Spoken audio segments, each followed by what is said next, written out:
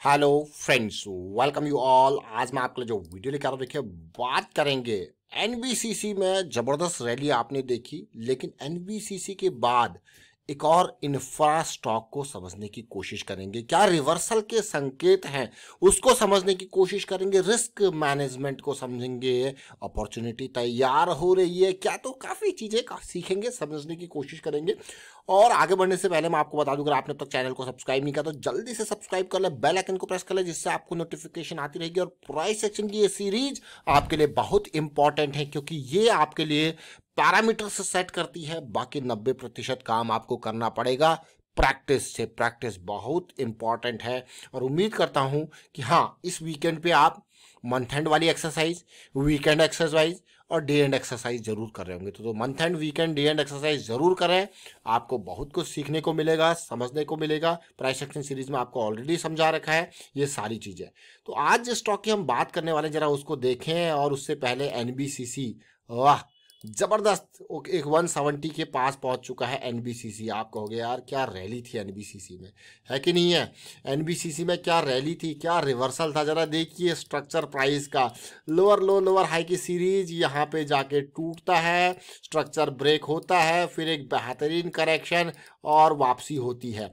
और ये स्टॉक जब जड़ पे आपके सामने आया था 40 की रेंज में, 37 की रेंज में, और उसके बाद हो चुका है 4 गुना से भी ऊपर। जरा देखिए और समझने की कोशिश कीजिए। देख रहे हो इस पार्ट को?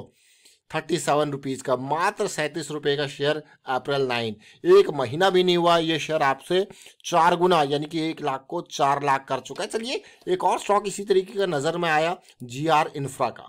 12,000 करोड़ का मार्केट कैपिटलाइजेशन है। तो सबसे पहली बात, कोई छोटा स्टॉक नहीं है, बड़ा स्टॉक है जीआर इंफ्रा। दूसरी बात, प्रॉफिट और रेवेन्यू को जब आप देखोगे तो कोई बड़ा स्टॉक, कोई मैं कहूँगा बहुत छोटा स्टॉक नहीं है। बेहतरीन क्वालिटी आपको देखने को मिल रही है, क्योंकि कमाई कर रहा है और प्रॉफिट भी छाप रहा है कि नहीं? ये देखिए 800 करोड़, 1400 करोड़, 1200 करोड़ कमाई हो रही है। रेवेन्यू भी दिख रहा है, नंबर्स दिख रहे हैं। तो भाई नंबर्स दिख रहे हैं और नंबर्स अच्छे दिख रहे हैं तो बहुत ही बढ़िया बात। जब अच्छे नंबर दिख रहे हैं तो शेयर इतने नीचे क्यों है? देखिए टाइम आता है, शेयर की भी अपनी डिमांड होती है।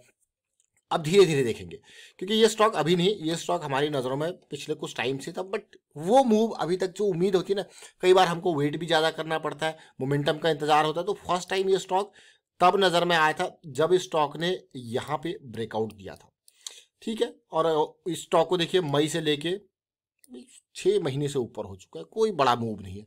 लेकिन आपको बता दें, पेशेंस का 6 महीना, साल भर, और उसके बाद अगले 2 महीने की रैली, सारे पेशेंस का जो मैं कहूँगा, जो पेशेंस में आपने इंतज़ार किया है उसका जो फल मिलता है ना, उसको ज़्यादा टाइम नहीं लगता। मान लो आपने 6 महीने 7 महीने उसमें वेट किया, और उसके बाद जो आपको फल मिलता है ना, वो 1-2 महीने में सारा बराबर कर देता है। वो उससे जितना पेशेंस किया उससे आधे, बल्कि मैं कहूँगा कई बार तो चौथाई टाइम में आपको दिखाता है भाई तुम्हारा पेशेंस जो है वो कोई चिंता वाली बात नहीं है। ज़रा देखिए, ये देखिए, ये है आपके सामने प्राइस एक्शन एमएसीडी वाला।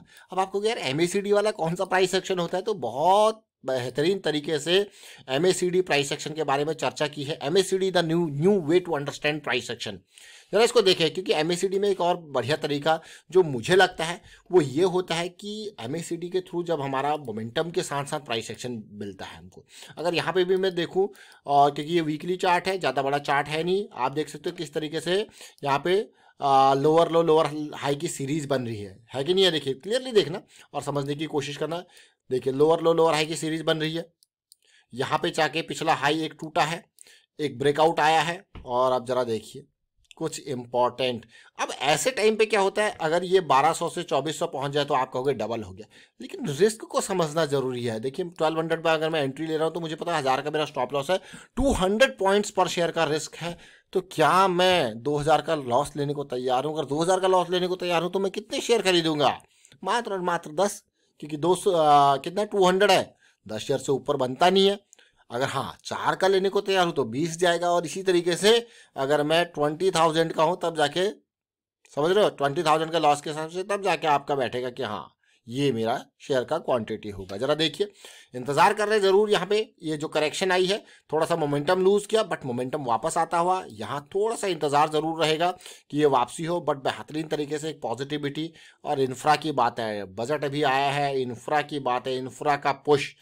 लेकिन कितना क्लीन, मतलब देखिए कितना बढ़िया बेहतरीन क्वालिटी का मैं कहूँगा इसमें जो है आपको प्राइस एक्शन देखने को मिला गिरते हुए। ध्यान से देखिए, गिरते हुए भी कितना क्लीन प्राइस एक्शन है कि नहीं, लोअर लोअर लोअर हाई की सीरीज। अब रिवर्सल के प्राइस एक्शन को देखेंगे, देखिए रिवर्सल का प्राइस एक्शन देख रहे हो ना अब आप, किस तरीके से बन रहा है। तो बहुत इंपॉर्टेंट ये प्राइस एक्शन यहाँ पे जाके जब स्ट्रक्चर ब्रेक हुआ हमारे लिए इंपॉर्टेंट हो जाता है, बिल्कुल जड़ पे गया ये और इंपॉर्टेंट हो जाता है। अभी मैंने इसीलिए एनबीसीसी का चार्ट भी आपको दिखाया। तो उम्मीद रहेगी क्या टारगेट 2200 के आसपास जा रहा है ये, क्या टारगेट 2200 अचीव कर पाएगा। तो इन बिटवीन कुछ हर्डल्स हैं, उन हर्डल्स को आप देख सकते हो क्लियरली। तो ये हर्डल्स आपको देखने को मिलेंगे छोटे टाइम फ्रेम में। तो जीआर इंफ्रा एक स्टॉक जिसको हमने चर्चा किया, मैं अब आपको लेके चलूंगा डेली टाइम फ्रेम में। अब डेली टाइम फ्रेम में पहले इसकी एक साइकिल स्टार्ट हुई थी जो कि बहुत जल्द जो है बेरिश में कन्वर्ट होगी।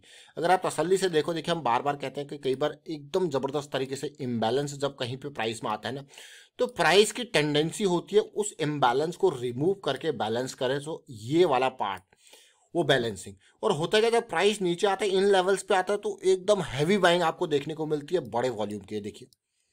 और फिर आप देख सकते हो क्लियरली कैसी सिचुएशन, फिर से एकदम रैली आई और फिर प्राइस उसी लेवल पे आया थोड़ा सा बैलेंस करने के लिए, और फिर बाइंग सी हो रही है, देखिए क्लियरली। तो अब जैसे अगर मैं स्टॉक को खरीद रहा हूं, मान लो सीधे सीधे एग्जांपल देखते हैं 1280 पे। अब मुझे पता है कि मेरा इमीडिएट स्टॉप लॉस 1080 है, इससे ज़्यादा रिस्क मैं नहीं लूंगा। डीप स्टॉप लॉस मेरा ये अवेलेबल है, ये क्लियरली पॉजिटिविटी आएगी तो भाई यही दिखेगा। और अब टारगेट के बारे में बात करते हैं, जब इस तरीके का प्राइस एक्शन बन रहा है तो टारगेट के बारे में बात करते हैं। तो भाई जब आप बड़े टाइम फ्रेम को फोकस करते हो तो मैं आपको बार बार एक चीज़ कहता हूँ कि बड़े टाइम फ्रेम में टारगेट्स बड़ी दूर के होते हैं, लेकिन उस बड़ी दूर के टारगेट्स को अचीव करने के लिए पोजीशन के साइज को कंट्रोल में रखना होता है, ताकि अगर हल्की फुल्की भी फ्लक्चुएशन आ जाए तो डर ना लगे। इसीलिए पोजीशन के साइज को मैनेज करके चलना होता है। और अगर पोटेंशियल देखा जाए तो 1280 से देखते हैं, 1280 से पोटेंशियल कितना है, ऑलमोस्ट 1000 पॉइंट के आसपास है।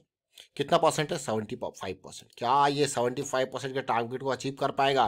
वैसे ही एनबीसीसी का शेयर आपने देख लिया कैसे आसमानों पे पहुंच रहा है, वहाँ पे देख सकते हो क्लियरली क्या रिवर्सल था, अमेजिंग। और अगर आपने एनबीसीसी का पुराना ये वीडियो नहीं देखा जब स्टार्ट हो रहा था अप्रैल 9 वाला, डिस्क्रिप्शन में लिंक है और ऊपर आई बटन पर जाके देखिए, समझिए, सीखिए। हम आज बात किए जीआर इंफ्रा की, इससे पहले टेक्सटाइल स्टॉक्स की बात करी थी काफ़ी डिटेल में कल की डेट में, और बहुत सारे कमेंट आए थे। तो आप ज़रूर देखें टेक्सटाइल स्टॉक के प्राइस एक्शन को समझें। और आपको यही कहेंगे, देखिए प्राइस एक्शन की खूबसूरती यही है, उसमें आपको कई चीज़ें देखने को मिलती है, कॉन्टिन्यूशन देखने को मिलती है, रिवर्सल कहाँ पे देखने को मिलता है, इस तरीके से चीज़ें आप सीखते हुए एक प्रॉपर रिस्क मैनेजमेंट का आइडिया लगता है। तो ये इंपॉर्टेंट है और इसीलिए आपके लिए प्राइस एक्शन की सीरीज़ रेडी है।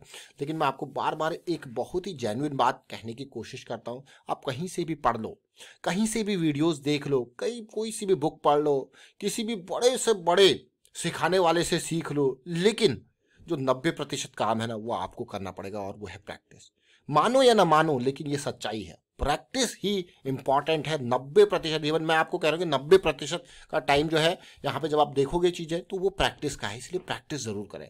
और रेगुलर प्रैक्टिस आपको चीज़ें समझने में बहुत आसानी होगी, क्योंकि आप डाटा पहुंचा रहे हो अपने ब्रेन के पास, ताकि वो डिसीजन ले पाए, ताकि वो अंडरस्टैंड कर पाए चीज़ों को। फिलहाल वाइंड अप करता हूँ वीडियो को, आप शेयर कीजिए, लाइक कीजिए, प्राइस एक्शन सीखते रहिए, प्रैक्टिस करते रहिए। And thank you for watching the video.